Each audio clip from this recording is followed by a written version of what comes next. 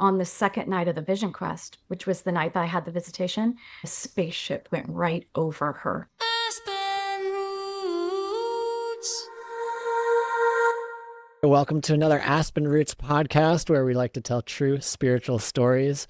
We're your hosts, Brandon and Sophia, and today we're excited to welcome Hannah to the podcast. Welcome, Hannah. Thanks for having me. Hannah is a fellow classmate of ours from the Barbara Brennan School of Healing. She's a shamanic practitioner and is from the San Francisco Bay Area. You can find her at her website, www.ravenhealings.com, and the link will be in the description. So today, Hannah is here to tell us about her vision quest and all the profound experiences that happened. I'm excited to hear about this. Thank you. I'm excited to share this story. It's really the first time I've shared it in great detail. So thank you. Yeah, so I was part of a 3-year shamanic practitioner training. And after we finished the program, the teachers take any students that want to participate in what's called a vision quest. And really, it's 3 nights alone in the wilderness on a water fast. And people have different intentions for doing it, but really it's about bringing in potentially a new vision for your life. It's just open-ended, see what happens. Yeah. Well, so this took place at Los Padres National Park, and that's in California. Okay. It's a very big park, but where we were is somewhere maybe an hour outside of Santa Cruz. Okay. Yeah. So first we all gathered together and we spent 2 days together camping in separate tents, all in our own tents, but like on one sort of big piece of the property where we could all see each other. And we did journeys together. We did ceremonies, things to prepare for the Vision Quest. And then we leave and we spend the next 3 nights alone. So we all just hike out different areas, but it's all Okay. on this national park property. Have you ever camped alone before, or was this your first time? No, All right. I had never camped alone before. And actually, I would say had a lot of fear around even being alone out in the dark, my backyard. You know, if I have to go take the compost out at night, I'll go take it out and then I run back into my house. know? So not so much anymore. Not so much anymore, I'll report. So I'll kind of go day to day and we'll Sure. get to the good stuff. Okay. Yeah. So essentially, like our first day that we get there, we do a journey, which is you lay down, you go into a meditative state. We have a practice of going to a sacred place that we have in our meditation within the shamanic realm. And we asked to see our sacred place so that we would know when we would go on a hike the next day to find it, we would recognize it. So we first saw it in our journey in the shamanic realm. And we were also supposed to ask if there was an element or a direction that we needed to work with. Okay. Okay. And so in mine, I saw that I was going to have a spot next to the creek and that I needed to spend a little bit of time in the water. Sounds And lovely. that was really good for me because I'm actually not a water person at all. So, Okay. so it made sense. I was like, oh, okay, of course, I've got to overcome this discomfort in water too. Totally. So, Well, it's great that you embraced that. Yes, Yeah. definitely. so that evening we did a fire ceremony and we had a handful of loose tobacco and we would take a pinch in the ceremony and infuse it with an intention.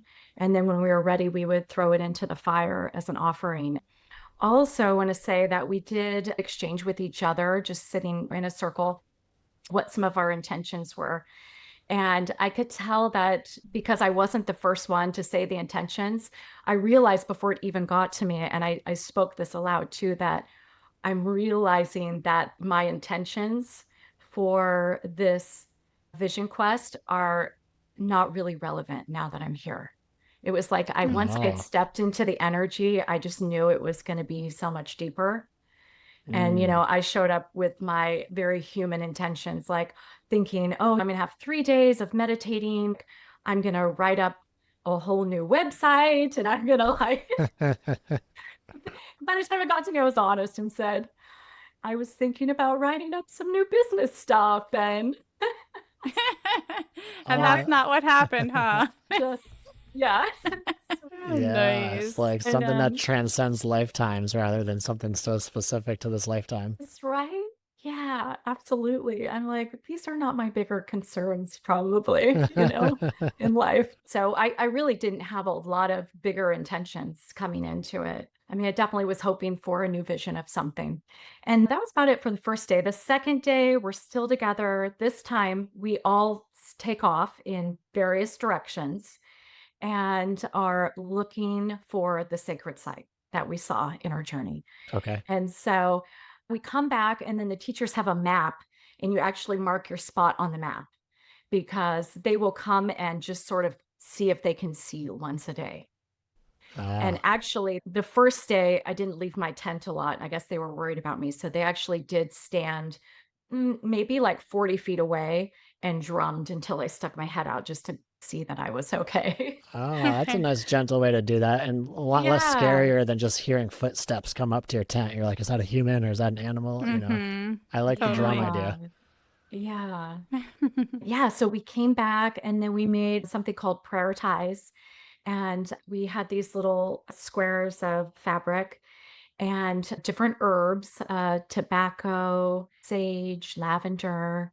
And we would take a pinch of the herb or tobacco and put it in the center, and kind of wrap it up and tie a little tie around it. So it looked like a little pouch.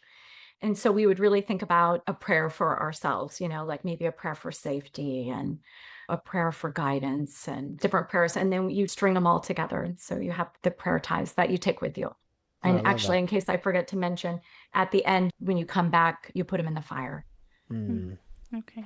And so that was about it for the second day because we're really kind of switching over to being more in solitude and silence. And everyone pretty much goes to bed early that night because at sunrise, the teachers begin drumming, right when the sun starts peeking up. So you have to get up and take down your tent and pack up your pack and be off to your spot at sunrise. And it was really beautiful. It was done in a ceremonial way with the teachers drumming. One of the teachers sages you when it's your time to go. And the main teacher, shaman, creates, I don't know how she does it, but she's created a portal essentially. So she's created this portal in this one spot. And even if you need to go this way, you have to walk through the portal, turn around, and go out that way. Like everybody Oh, has to walk through this one spot. And wow. initially, I definitely was thinking like, oh, portal, like, and she says, and now you're on your walking journey because the other times you're laying down and you're doing a journey right into the shamanic realm, but now this is your walking journey. Yeah. And I really didn't feel like I was walking through a portal, but literally things shifted right after I walked out through the portal. So now in hindsight, I'm like, it really was a portal. I think it really was. I'm gonna have to ask her how did you create the When you ask her, let us know because I am very curious. right. Oh, also, while we're away, the teachers keep a fire going the entire time until the last person has returned. So they actually get up in the middle of the night and like put wood on this fire and stuff for 3 days. And they're praying for us around the clock. They take turns, shifts, praying for us around the clock. So Wow. yeah, yeah. So it felt heavily supported. And then, so we did some things to prepare our site. First I set up the tent. I hung my prayer ties in a tree that was, next to my tent. We made sacred space on our little patch of land by calling in the four directions and the four elements to surround me and protect me, and called in Father Sky to radiate his love and protection down from above, and Mother Earth to radiate her love and protection up from below. Declared my sight that of the light, and none other than light shall enter. We all had a bag of blue cornmeal that we made a circle of protection around the little land. Mm. I love all of that, especially the declaration of light. I really like that. Yeah, totally. Like Yeah. claiming it as the space of light, not just asking that it be, but declaring it, claiming it. Yeah. So let's see. I've set up, I'm looking down because I'm looking at my notes. Most people don't watch the videos, just so you know. Oh, they don't. Okay, perfect. No. Nice. In case we want to keep that part in, we laughed so hard because Hannah pretended to pick her nose. You can totally keep that in. It's funny. Go for it. Okay. Um, yeah. So as soon as I set off on my walking journey, I had this like mild fatigue, and I was like, "Oh, this is weird," you know. And so I'm setting up my space, but getting more fatigued like every moment of it. And I feel Mhm. like I just barely got through it all before I just like crashed in my tent. I'm just wondering if that's related to the water fasting, I would think. Well, the thing is that we left at like 5 in the morning. So I haven't even really started a water fast yet. Oh, Do you know what I mean? okay. Okay. I mean, so let's say this is 7 a.m. and I'm just wiped out. Mm. I haven't even started on the water. I mean, you know what I mean? My body doesn't know it's on a water fast yet. And actually, I did 5 days of juice leading up to it, Oh, leading up okay. into that vision quest. So I did 3 days of juice, and then I brought 2 days worth of juice with me Okay. for when we Okay. were all grouped together. And then I just left on water. So, it's not going as I planned, right? I'm thinking that I'm just going to be meditating all day. But meanwhile, the first whole day, I spend most of the day just practically collapsed in my tent. At one point, I sit outside for maybe an hour or two at most that whole day. And I have Mm. this little camp chair, and I felt like I barely got from my tent to my camp chair. It's just like, oh my God. Wow. Yeah, it was That's insane. that's kind of a rough start. Like this Yeah. is already Yeah. happening. Is it gonna get worse or are you gonna like pull through, you know? Yeah, totally. It's like your spirit's way of forcing you to surrender. Mm. It's just like, no, you had this agenda for it, and guess what? You're not in control of this vision quest. You're going to fully surrender. That's a great Yes. point. Totally. Sounds like So whether that was purposely intended or not, that's what was happening. Yeah, because yeah, you could go into fear about it. Mm. yeah. And I remember even just like laying in my tent, feeling guilty for not doing what I wanted to be doing. I was like, no, I was going to be meditating and gaining insights out of this trip. And so I had a lot of guilt. And I started hearing my guides say, it's okay. You just need to rest right now. You just need Mm. to rest. They kept just like reassuring me that I needed to rest. And I was like, okay, okay. So I kept just like having to resurrender it and let it go. Okay. But I did come out and sit in my chair for, like I said, an hour or two. Initially, what happened is I'm trying to meditate, and my spot is probably 4 feet from the creek. And there were like these little gnats that flew around everywhere. Oh Talk And about I just, no. surrender. yeah, I was just like, I remember just sitting in my camp chair being like, okay, God, I just want to meditate. Just want to go to like a really deep meditation. And I just couldn't. It was like all these little gnats just kept hitting at my face. And I just felt so irritated. I like wanted to scream at them. I was like, leave me alone. And Which would have done nothing probably. yeah, Right. yeah. And of course, yeah, I'm like this, and like nothing's deterring them. And also, I actually brought some essential oils in water or whatever they're supposed to be, kind of like a natural bug spray or whatever. And I'm spraying that everywhere, all over myself. Nothing seemed to work. And so then I'm just sitting in meditation. I'm really just about to cry because I'm terribly fatigued, and I'm just like, what am I even here? It's hot and buggy, and I just want to go home. It's really what Mm. was kind of racing through my head. And then again, my guides told me that this is a reflection of what's inside. And I thought, Mm. oh my God, okay. So the irritation that is showing up around me is really inside of me. And so I just had to sit with that for a minute. And then I decided, okay, how can I get over this irritation then? And I just started taking these like really long, slow breaths to really calm myself and kind of reassuring myself, like, hey, you're in nature and it's beautiful here and you're so lucky to be here. And all of a sudden, no bugs. It was like they just disappeared. And I Really? was just like, oh, I was blown away because I just got such concrete confirmation about how, wow, it is all about what's inside of you, right?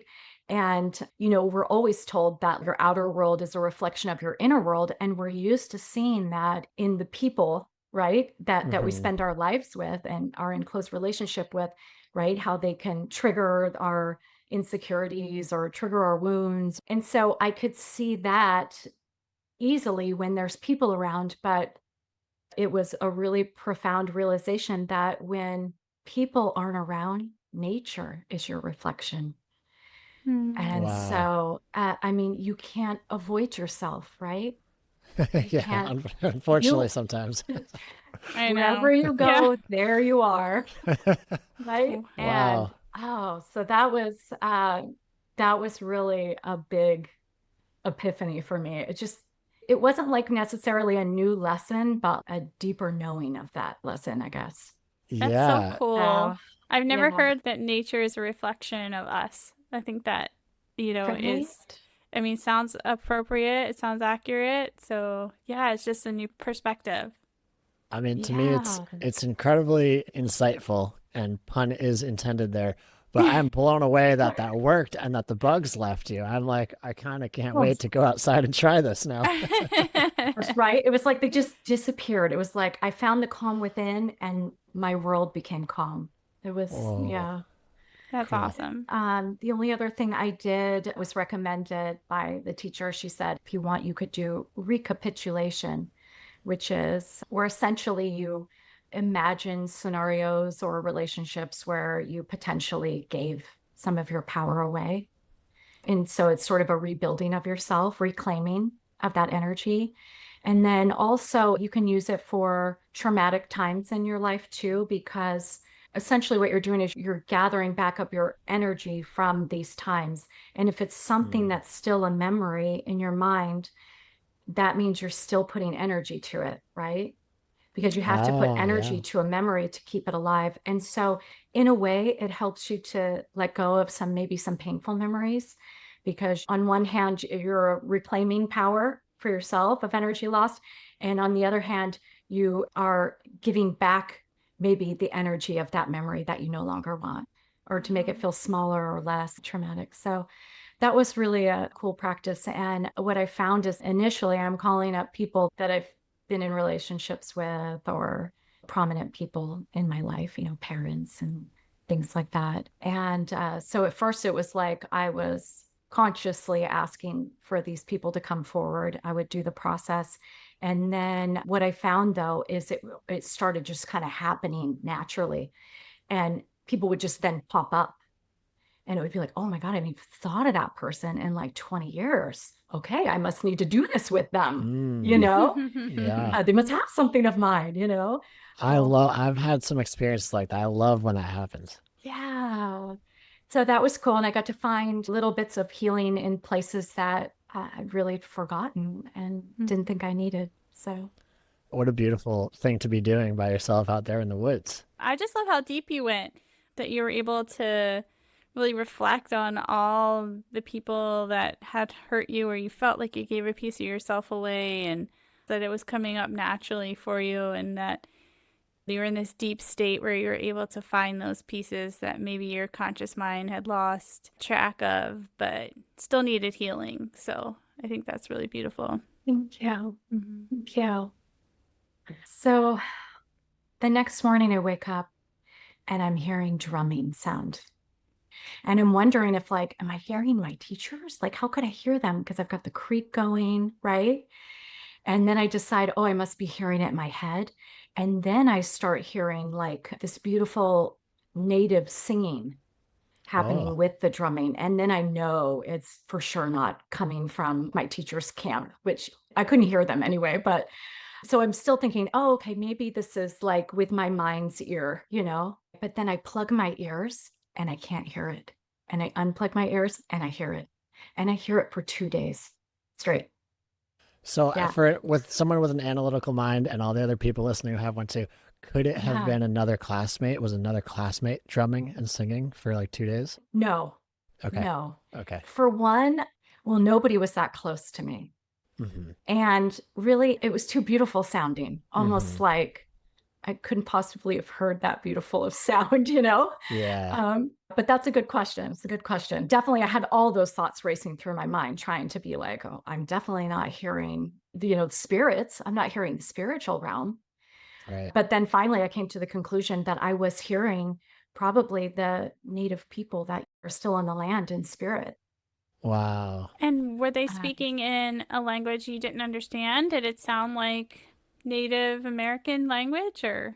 yeah, I'm so not a singer, but almost like more like sounds, like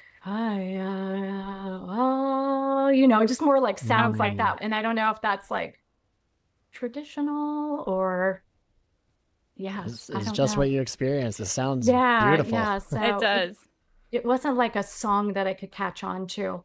But the second night that I'm there, which is the first night with all the sounds, it actually became where I didn't want to hear it because I was laying there and it was dark and I'm in my tent and I actually just wanted it to stop. So I remember like going like this, trying to fall asleep with my Oh, ears plugged. I don't know. I think just in the moment, it felt too overwhelming to me to be in the dark hearing spirits. And it just kind of became too much for me at yeah. one point. Mhm. But during the day, I really enjoyed it. Mm. And it wasn't like it was so loud that I couldn't hear the rest of nature, but it was like a constant in the background. Did you Mhm. try to ask it to stop? No, Hmm. no, I should have. Yeah. I mean, like I said, during the day, I really loved it. And then it was Yeah. only at night that I was like, I don't want to hear spirits. Like I was like, oh, like I was getting scared about it, you know?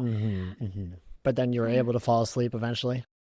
Yeah, and I did. I was able to fall asleep. And there's only been two other times where I've heard anything with my actual ears, as far as like a spirit talking to me. Usually it's like a mental hearing. Hmm. And those two times were two of the times that I was spontaneously popped out of my body during meditation, Oh, like like out of astral body travel. experiences. That's the Yeah. only time I've ever heard Hmm. that. I've never heard it in meditation or anything. So really was starting to feel like I had pierced the veil on the spiritual Hmm. realms. I was like, Yeah. oh wow, now I'm hearing it. Totally. Um, yeah. And so mostly I was happy about it. I was like, Cool. I love wow. it. Yeah. Hmm. Yeah. So the second day, I still am feeling extreme fatigue, still spending a lot of the day sleeping, trying to sit up and doing some meditation. It's really hot. So I'm going to the creek a lot because I'm still also trying to do my, being with the creek water and as part of something that I was guided that I needed. Mhm. And then the sun is setting and I'm starting to feel a little bit afraid. But each night I'm staying out in my chair a little bit longer. Actually had the goal of my last night staying up a few hours into the night. And I know some of my classmates, their goal was to stay up all night Oh, the well. last night, because that is one way to do a vision quest Okay. is sometimes people will sit up in a chair in a sacred circle and not leave that circle throughout the whole night. Mm. I didn't accomplish that. I stayed up a little later each time. And I think the last night I sat up in the dark about an hour. So it was good for Cool. me. Count it. It's a Yeah. step in the right Yeah. direction, it sounds like. Of course, it's not nature really that's scaring me. It's my own fear, right? That's Mhm. being projected. And so I did have to sit with what am I really afraid of, Mm. and had some good conversations with myself about letting it go and that it wasn't really valid to hold as a fear anymore. So, Awesome. Wow. yeah, so that was really good. So, essentially, the second night I go to bed, the next morning, this is where things get a little bit strange in my vision quest. This is the morning of the third day. So I still have one more night to stay there. Okay. And I wake up like any other morning in my sleeping bag and I kind of sit up. And then all of a sudden, this memory of the night before flashes over me where I was woken in the middle of the night with my tent being flooded with light. Hmm. And so I have this memory come back like, oh, yeah, what happened last night? Because I sat up and I was like, what is going on? I was just super confused. Like, why is it so bright in here? It's not daytime. Like, what is going on? Wow. And that's essentially my entire memory of the night. That's all I remember. And What? so anyway, so I'm sitting up I've only been up for a few minutes, and all of a sudden this memory washes over me. And I'm like, oh my God, what happened here? What happened last night? So I sit in meditation, and then I know right away that I had some kind of a visitor, like visitation. And I'll Yeah. tell you, I've never had any kind of UFO or ET experience ever. Hmm. So it really wasn't on my radar of possibilities of something happening like that to me. Not that I didn't believe that it's a possibility. And I, well, if anything, it's a possibility in my mind. So then I'm sitting in meditation and I ask, well, I would like to connect with the being or beings that were here in my tent last night. I'd like to see who it is. And all of a sudden, there's this being there. And I'm seeing it in my mind's eye, not physically, but in my mind's eye. But normally I don't see bright colors, and Yeah. this being came through very bright blue. I would Oh, say like human-like, but like Avatar? there were some alien-ish, I would say, Okay. characteristics, Uh-huh. like no hair, being blue, and not wearing clothes, almost like the skin was a different type of texture, not like a human Yeah. skin. That makes me think of the Vedic texts where they have like the blue beings from Oh, another right. star system. I can't remember what star system. They were Oh, thought to be gods in that time, but I believe they're extraterrestrial. yeah. Or yeah, like one of the Vedic gods, right? There is a blue one that has the extra arms, and I don't know his Mhm. name, but yeah. So essentially, I sit and I'm communicating with this being for, I don't know, like an hour or something, right? And I'm just like, what happened? And they said they came to give me a healing. Oh, And I Wow. actually felt 1,000% better that day. It was like, I spent the first 2 days in just like such extreme fatigue. And then that third day, I was like full of energy, like felt 1,000%. And wow. so I believe that that definitely was true. Like it felt true to me because I was like, Yeah. well, yeah, I do feel better. I do feel good. Oh, that And Wow. light. That's awesome. yeah, I was actually asking questions about myself because felt like I could ask whatever. But I will say some of the insights that I got from them was because, I was asking questions like, oh, should we be eating a particular way? Does it really raise our vibration? Like, I was asking questions that are kind of personal interests of mine. Hmm. And yeah, one of the things that they said was that actually it's very important to have such a lifestyle and practices that keep us at a higher vibration. And really, for a couple different reasons. But one is because then we're less likely to be influenced by lower energy influences that exist here too. That's important, I And think. Yeah, yeah, definitely. yeah. And the other thing that I really took from it was about the practice of being in the present moment, right? Which we cultivate through meditation. And there's other ways to cultivate that too, but how it was so important to live life as fully present as you could, because they said your consciousness really holds your energy, right? So wherever you put your consciousness, your energy goes. And so if you're wanting to create life a particular way for yourself, if you don't have your full presence, then some of your energy is also on some other things. Then you don't have the full force of your energy to put towards what you want. Mm. Mm. Yeah, so it was kind of like twofold. One is if you kept your vibration high with living a clean life and having spiritual practices, right? That helped that. And then cultivating as much presence as you could so you could use all of this high vibration energy and all your energy to really create the life that you want while you're here instead of, struggling so much. Easier said than done, but Of course, Yeah, yeah. right. but I really liked that. And I feel like it inspired me to work towards that a little bit more upon my return. So, That's Wow. beautiful. Yeah, I love it. I could feel it as you were talking that if our mind is somewhere else, like we're not fully in our power here in the present. So it feels yeah. very accurate. And just like if you have a bag of energy and it's going to follow your consciousness, then if you're thinking about this, and the 10 different things, then you've spread out your energy. But if you're fully in the now and you're present, then that means you're just thinking about this one moment now. That means you have your whole bag of energy to put towards what it is that you want. That's beautiful. Yeah, focused awareness. Yeah. So I was asking you about dreams, and this is way better than a dream. To wake up to a tenfold light, have a healing. And so... I didn't disappoint. Okay, which gets me to my next thing that I was going to tell you guys. This happens, and then I have a whole nother night that I stay the night, right? And then you're supposed to come back at sunrise. So you start packing up, and then you hike back in. And then we sort of keep our silence until everybody comes back in. Then we sit in a circle and share what we want from our experiences. Well, I didn't mention earlier, but my mother did the program with me.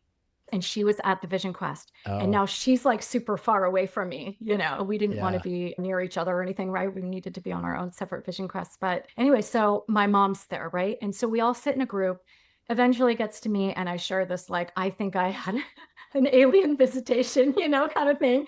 Still feeling a little, but like excited about it, because I had a very positive feeling and experience from it, even though I don't really have a memory of the visitation much, right? Anyway, so then it's going around the circle to share, and then maybe 2 or 3 people over, it gets to my mom, and my mom says that on the second night of the Vision Quest, which was the night that I had the visitation, that she got up in the middle of the night to go pee, and a spaceship went right over her, like at a low. Wow. I felt in that moment like that was my confirmation that I wasn't just in some weird delusional state on a water fast, Yeah. Or I wasn't dreaming. I felt like that was my confirmation, and I'm so grateful for it, because I'm pretty sure that had I not had someone else validate that, like, oh my God, yeah, I saw a UFO that same night. Wow. I probably would have gotten back, and it would have felt a little more like a dream, and I might have chalked it up to, like, I'm not sure it ever really happened, Oh, totally.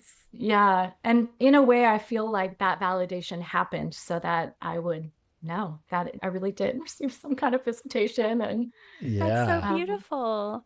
And what I've read about those blue beings that I'm thinking of from the Vedic texts is they are very high frequency and benevolent. So I just wonder, if it was them, or if there's another blue being. I don't know. Maybe there's multiple. Right? Yeah, I'm really not like well researched in the UFO area at all. So super cool. The different planets or different beings. I've dabbled, and one piece I picked up from my dabbling is that to purposely connect with them, you got to hold a vibration of love. Like, you can't just like switch into fear real fast. So with you guys being out there with such high integrity to do such deep, profound work, it makes total sense. The resonance you're holding, and that you get a visitation at that point. Yeah, totally. Wow. How beautiful. Wow. Well, or going back to our other theories, are they always here with us? And well, using the recipe of the Vision Quest, I was able to realize it. I don't know. Yeah. I mean, I think they are, but are they always dropping down into our tents? That hasn't been my experience. I've done a lot of camping, so. Or are they giving us healings always? But, for someone who had a pure intention, they probably saw an opening to be of assistance. Yeah. Yeah. But I felt amazing. And okay, this is funny.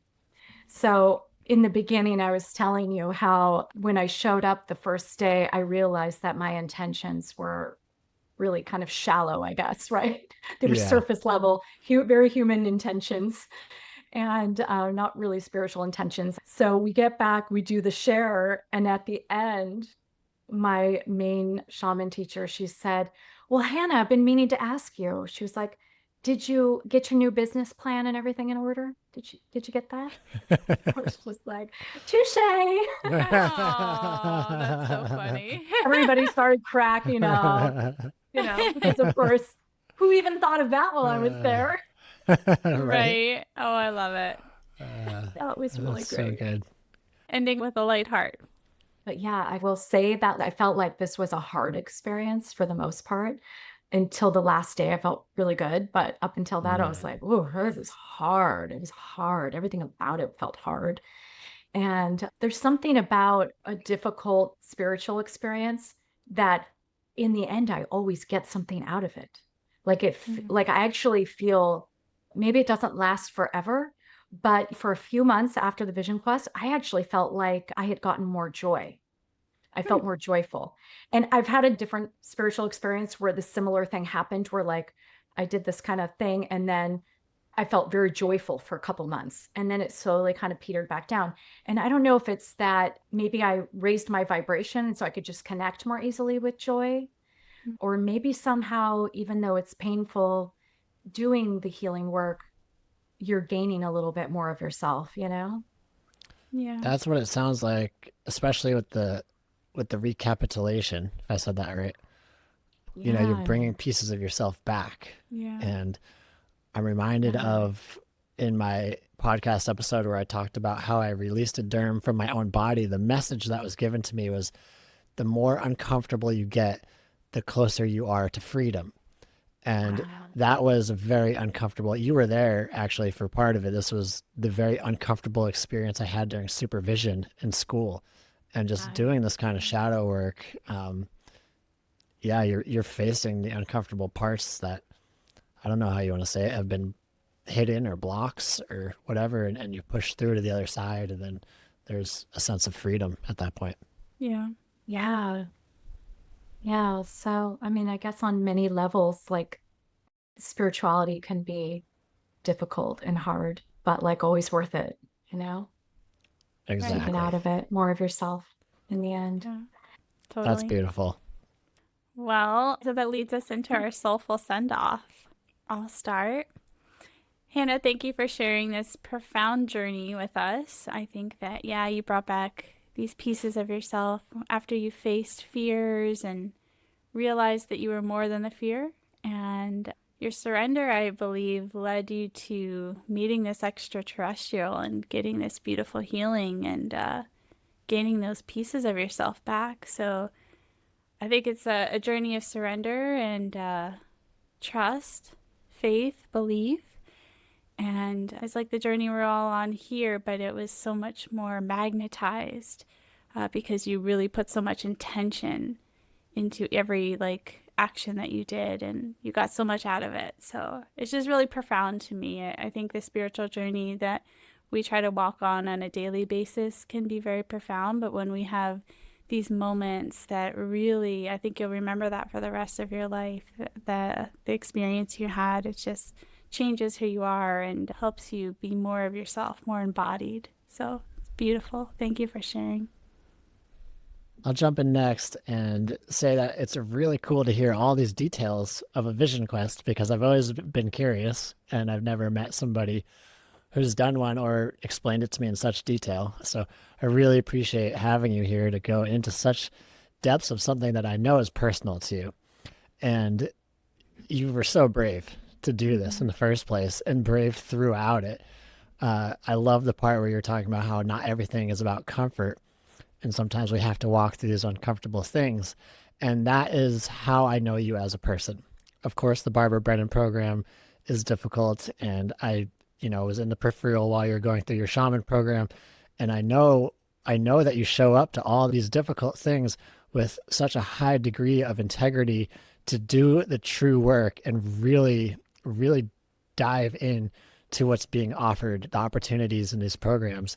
And I've seen you transform through the years and you continue to do this and it's always an inspiration and you're so brave. And so it's really an honor to have you on our podcast. Oh my gosh, thank you. Thank you both for the opportunity. And I guess I would just like to say to the audience that there's nothing special about me and that you can do all these things too. You can make all these spiritual connections. There's a myriad of different ways to do it. Even just eliminating your daily distractions in your life alone will open up to really seeing what's truly going on, at least for you in your life on a personal level.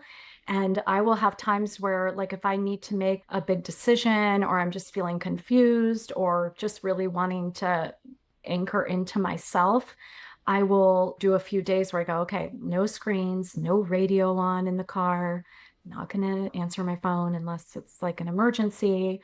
And I don't live alone. I've got 3 kids and a husband. So even just eliminating distractions is such a profound thing to do for yourself. And you really will have all your stuff figured out just by eliminating the distractions.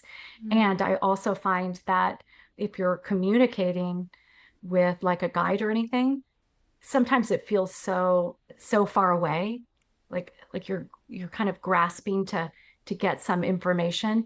And actually, when you clear all the distractions, you realize, oh gosh, they seem so much closer now.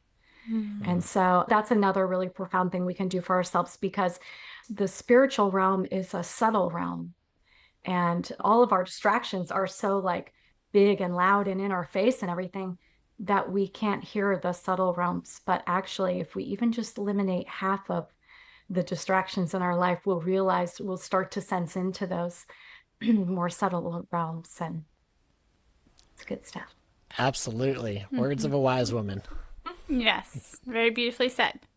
I just want to encourage people to try it for themselves. We can all do it. And yeah, and thank you for having such open minds to receive this strange story.